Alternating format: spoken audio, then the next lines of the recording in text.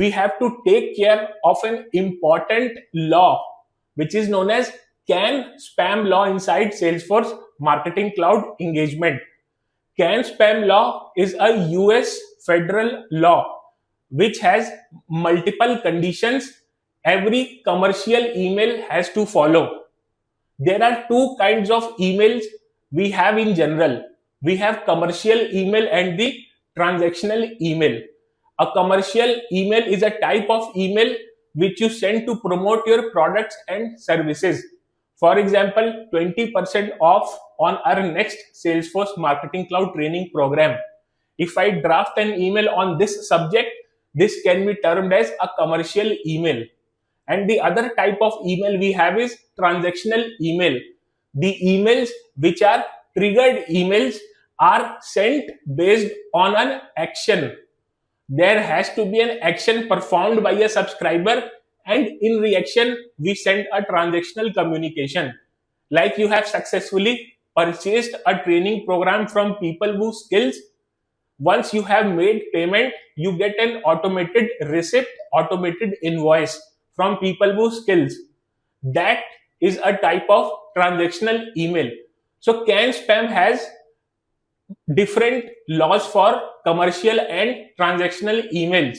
It is majorly focused for commercial emails. When we say it is commercial email, it is for promotional activities. So the first CAN spam law says that the sender should be accurate and authenticated. You cannot use any random email address to send communications from your Salesforce Marketing Cloud Engagements email studio. You have to authenticate your sender profile. A sender profile consists of from name and from email. So to authenticate your sender inside Salesforce Marketing Cloud, you have to create a sender profile. That means you have to define from name and from email, from where the email is coming from, and from email, that means which email address is used to send communications.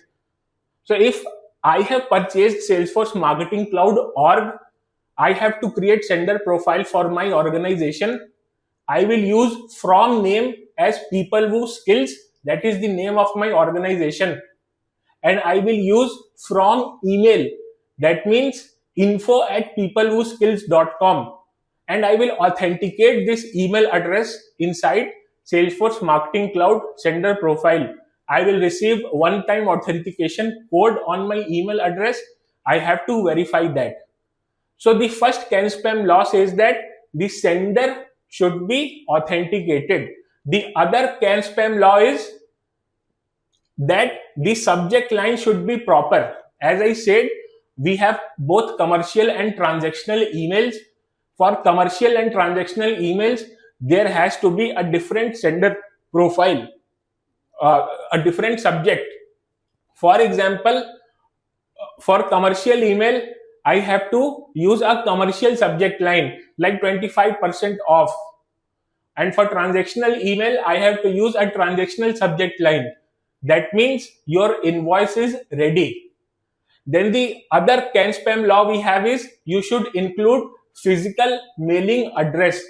A physical mailing address is the address of a particular sender defined in the footer of the email.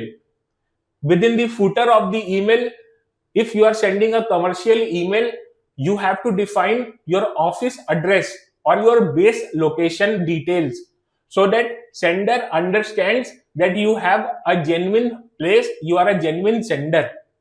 Then the other CAN spam law we have is we have to define unsubscribe mechanism for commercial emails. The unsubscribe mechanism includes unsubscribe link.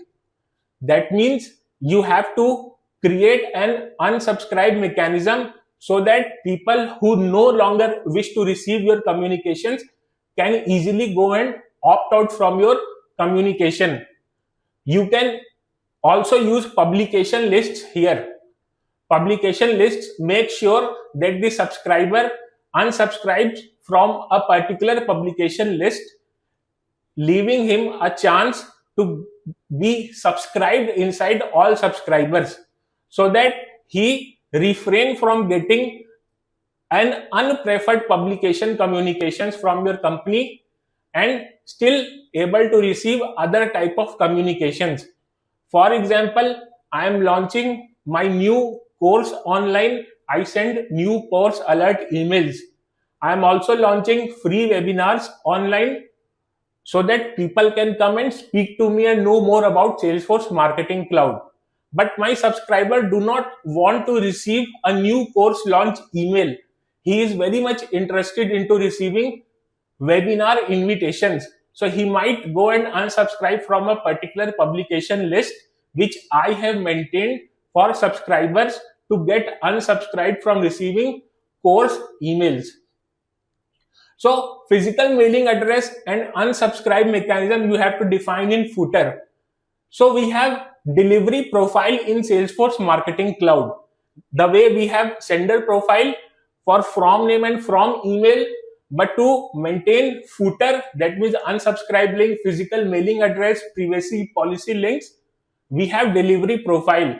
Inside delivery profile, you can add your custom header and footer, define your custom messages.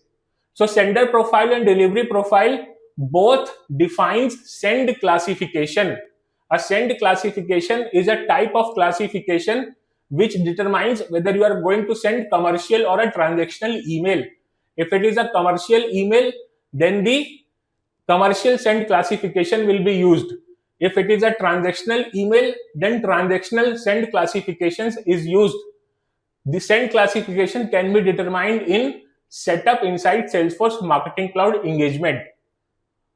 Can spam law do not enforce usage of unsubscribe link for transactional communications, because you might not be interested to receive any promotional content from my organization, but you have purchased one course, so you are entitled to receive an invoice which is transactional in nature.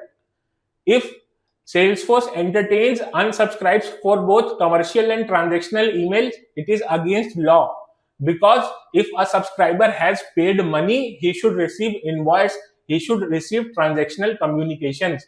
That is why transactional communications are not required to have unsubscribe link.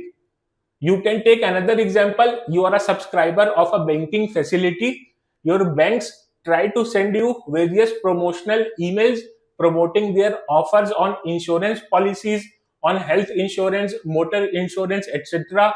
Further investment opportunities in stocks and mutual fund. You might not be interested to receive those communications. Those are commercial communications. You can go and unsubscribe.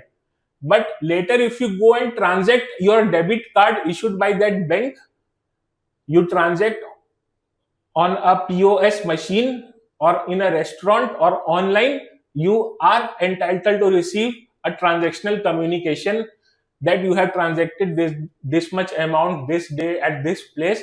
This is your updated balance. So transactional communications are always excluded with unsubscribe mechanism.